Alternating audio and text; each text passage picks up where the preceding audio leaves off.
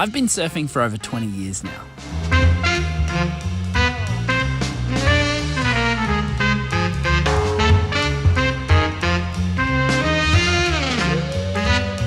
Now that surfing is my job, I've taken a particular interest in the science of learning it, and I'm as obsessed with it as ever.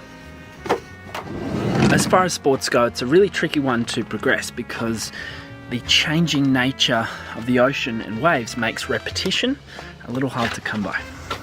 But there are some surefire ways to guarantee and fast track your surfing progress, and today I want to share 5 of them with you because, man, I wish I knew about them when I started.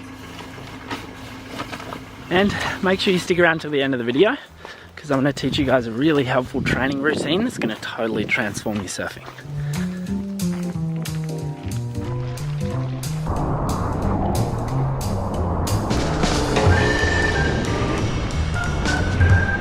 This video is brought to you by my online surfing university, The Surfer's Roadmap. Whether it's a structured surf-skate program, choosing the right surfboard, or progressing from beginner to intermediate, we've got you covered with top quality online courses. Check it out via the link in the description below.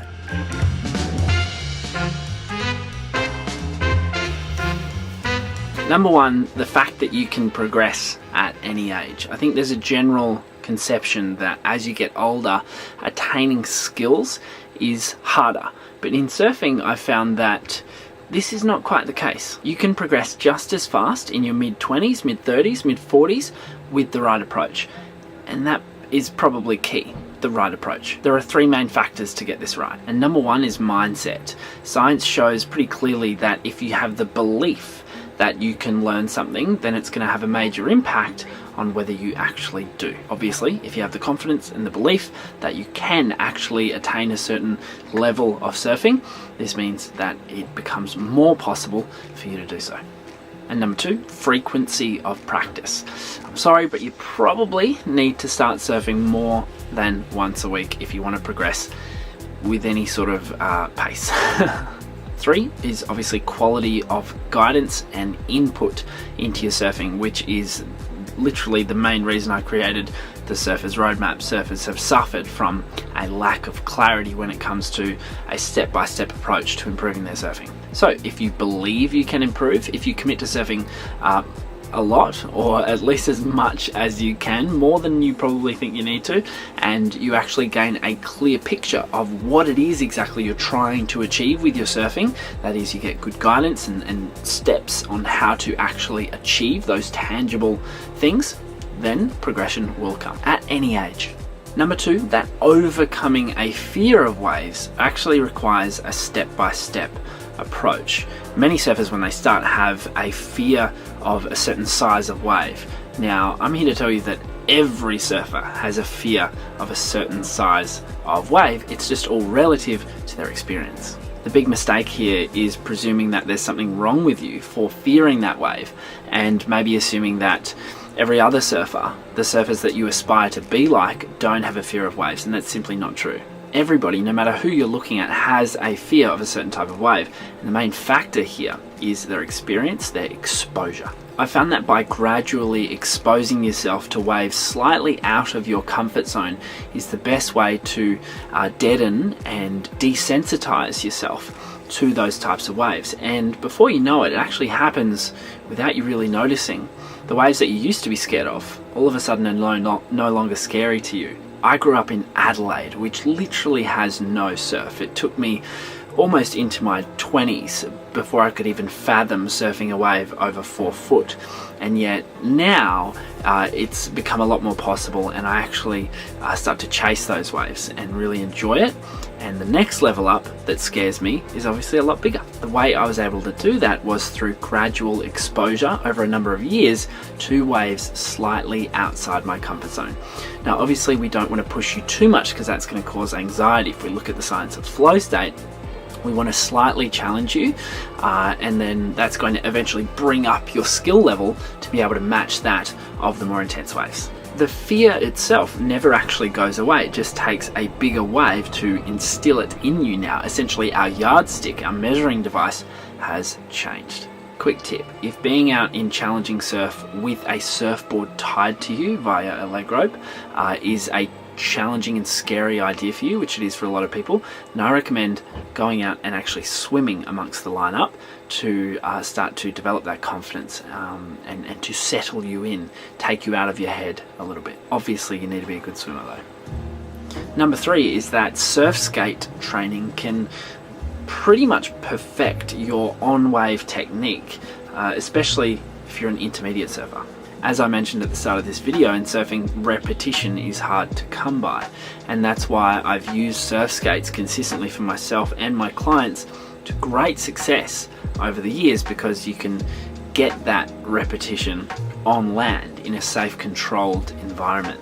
I wish that I knew this when I was younger, because I could have upped my game so much quicker, but instead it just took me a really long time. The reason I say this works especially well for intermediates is because a certain level of kinesthetic awareness of what a wave feels like is a really good way to inform your on-land surf skate training and help you visualize how the on-land techniques correspond to the on-wave techniques. The curriculum that I developed for the Ultimate Surf Skate program is built around those fundamental movements of surfing. So even if you are a beginner, you can use that to begin to generate that kinesthetic awareness. It's not going to be exactly the same, because obviously waves move, but you can start to inform your on-wave surfing with the training that you do on land on the surf skates as well. At that point, we have this bi-directional relationship between what you're doing out in the water on a wave and what you're doing on land. And we see this crossover, this integration of skills and skill development that can really fast track your surfing progress. Really important tip, when you are implementing surf skate training, make sure you are visualizing actively a wave when you are doing it. Now I'm going to give you a really helpful exercise at the end of this video as well. Number 4, the right surfboard. Now if you're a grommet and you weigh 30 kilos, whatever, you can pretty much get away with, the wrong surfboard for years. But if you're late teens, early 20s and beyond, all the way through to 50s, 60s, 70s, 80s, then getting the right surfboard is going to take the pressure off. It's going to remove the bottleneck that can exist through having a suboptimal shape under your chest and under your feet. When I was around 18, I started buying these fishier sort of small wave surfboards, because they had instant up and go, instant speed, which can be really helpful in certain types of conditions, but they also have distinct limitations, which I think held me back over the years. Essentially, those boards put a ceiling on the type of waves that I could surf and the size of waves that I could surf, and how critical of a maneuver that I could perform on those waves. Far too many people these days are on tiny surfboards, boards that are way too small for them, and they're prematurely running out of energy in the surf. They're missing waves, and then when they're on the wave, they tend to run out of speed. And I think overall, in general, surfers are chronically under-volumed with their surfboards. This is because in the past we've equated more volume with less responsiveness, and I think nowadays that's not always a neat sort of relationship. I'm actually working on something here, a signature shape, a solution to the problem that I see at least 75% of surfers everywhere in the world dealing with. It's not quite ready yet, but when it is, I'm going to obviously share it with you here. In the meantime though, try experimenting with a bigger surfboard, perhaps a performance mid-length or something in that category. See how it improves your paddling, your wave catching abilities, and the big critical question is, does it actually hold you back at all whilst you're on the wave surfing? And most of the time I would say no. So give it a crack and let me know what you think. And finally, I wish I knew that almost everything that I wanted to achieve in my surfing, from getting barrel to doing big airs and doing critical maneuvers, could be distilled down to the development of 2 fundamental skills: the bottom turn and the top turn. Both on the forehand and the backhand, these fundamental skills provide a framework for most of surfing's expression, and that's why they are really the main focus points, the basis of the curriculums that we've built in the Surfer's Roadmap. These movements, when executed properly and optimally, are the perfect combination of compression and extension and rotation, which is essentially what surfing is. And they can foster that kinesthetic understanding of almost every other maneuver in surfing. Let's work on those things now together on the Smooth Star. We're going to set up 2 sections on this concrete wave here. The first section is a top turn section marked with the 3 cones.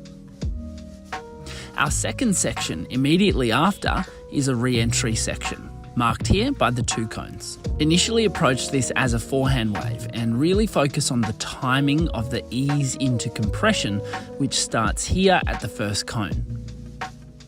And then the more explosive extension, which happens as you pass the second cone.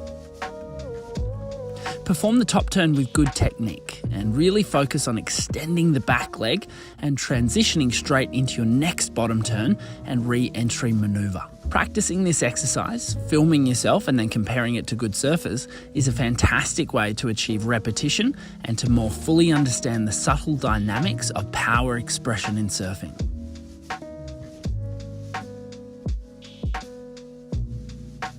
So there you have it. Those are the 5 things that I wish that I had in my arsenal when I was growing up, trying to be a professional surfer. Guys, if you're new here, make sure you subscribe to the channel, hit the like button. Let me know in the comments which tip stood out most to you and resonated most with you. Remember that I've helped thousands, almost tens of thousands of students now reach their surfing goals via thesurfersroadmap.com and our retreats in person. So make sure you check that out via the link in the description below. You can also join me and the Surfers Roadmap on Instagram at Kale's Broccoli at the Surfers Roadmap. I'll see you guys next time. Thanks so much for tuning in.